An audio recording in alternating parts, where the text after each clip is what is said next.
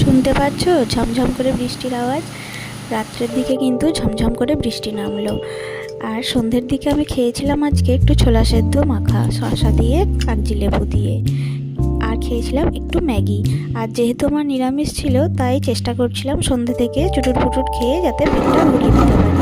কিন্তু ওই যে আমার বর আমার কোনো নিরামিষের দিন থাকলে ও ভেবেই নেয় বাড়িতে লুচি বা পরোটা হবে, তাই ওর জন্য আবার একটু ময়দা মাখতে এলাম কটা পরোটা বানাবো বলে।